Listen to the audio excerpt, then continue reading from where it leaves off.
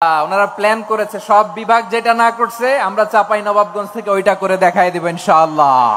ওরে বাপ রে বাপ, আজকে আমার গে চাঁপাইনবাবগঞ্জে চলে আসছে আমার গে বিখ্যাত Islamic scholar doctor Mizanur Rahman Azhari ji ভাই কি কহবো, একেবারে জমে ক্ষীর হয়ে গেছে গোটা চাঁপাইনবাবগঞ্জ। মনে করেন যে একেবারে গোটা চাঁপাইনবাবগঞ্জের মানুষের মনে ঈদ লেগে গেছে। আর আমি কেনে আর থাকি, একবারে ফজরের নামাজ পড়েছি ভাই হুন্ডা ছেড়ে দিয়েছি একবারে 130-এ, একবারে মনে করেন যে একেবারে ভাভা করে একবারে ভরে রেতে হুন্ডা ছেড়ে দিয়েছি। কুয়াশা দেখে গোটা রাস্তা ঘিরেছে। আর যেটা দেখছি একেবারে আমার গে ভাই গালাকে ছেলে পিলাকে মনে করছে কোলে পিঠা করে একবারে হেঁটে চলে যেছে সান করে। একেবারে দেখতে পাচ্ছেন কত মানুষ জি ভাই, একেবারে মানুষের অভাব নাই। যেদিকে তাকাচ্ছি ওদিকে মানুষ, ডাইনে বায়ে ভাই মনে করেন যে মানুষ আর মানুষ মনে করেন যে নিচে মানুষ, ওপরে মানুষ, সাইডে মানুষ, একেবারে লাইন ধরে মানুষ আসছে জি ভাইজি। কত মানুষে একেবারে জায়গাখান পূর্ণ হয়ে গেছে। আমরা মনে করেন যে মনে করছি যে আগে গেছি তো যে দেখছি একবার মানুষ লোড হয়ে গেছে, জায়গা পাই না রে ভাই কি করেছি, একেবারে গোটা প্যান্ডেল মানুষ হয়ে গেছে। দেখতে পাচ্ছেন মানুষ কত জি, একেবারে প্যান্ডেলের কোনো কুল কিনারা নাই যে ভাইজি। প্যান্ডেলের মনে করেন যে কোনো কুল কিনারা নাই। যেদিকে তাকাচ্ছি ওদিকে মানুষ একেবারে প্যান্ডেল খান্ডে গেছেন। একবারে আমি একবারে জায়গা না পেয়ে বসে গেছে, আমি আর দুটা চাচা মনে করেন যে পাঁচজোর একেবারে গোড়ের পাটালে একবারে মিনি পর্দা করে দেয়, একেবারে এলইডি মিনি পর্দা জি ভাইজি। যেদিকে তাকাচ্ছি যে সেদিকে মিনি পর্দা। আমার দিন চলে আসে মিজানুর রহমান আজহারি হুজুর কিন্তু এখনও আসেনি। আমার খালি ঢুলন চলে আসে কখন আসবে।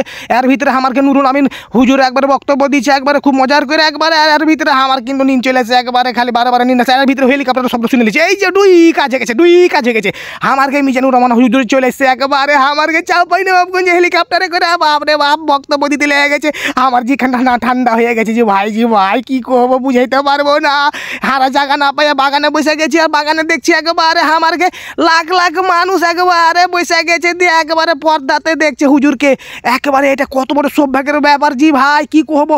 আমাকে চাঁপাইনবাবগঞ্জে এরকম একটা তাফসির হয়ে গেছে, এটা আর গর্বের বিষয়।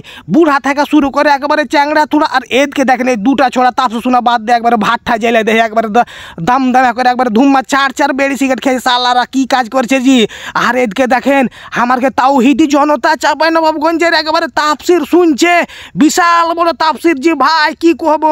মিজানুর রহমান আজহারির হুজুরের তাফসির জমে ক্ষীর হয়ে গেছে একবারে, এত সুন্দর তাফসির। তো আমাকে তাফসির শোনা শেষে আমাকে ভোগ লেগে গেছে। দুই নামেলে একেবারে ডিম দিয়া ভাত গাবিয়া খাইয়া লিনু, গাপাং কাকাম করে একেবারে ভাত খাইয়া লিনু জি ভাই ডিমি দিয়া, কি করবো।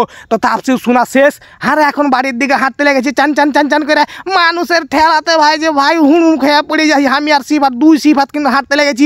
দেখতে পাচ্ছেন কত মানুষ। তো ধন্যবাদ জানাই জাবালে নূর ফাউন্ডেশনকে, এত সুন্দর একটা তাফসির আয়োজন করেছে এই লাগে।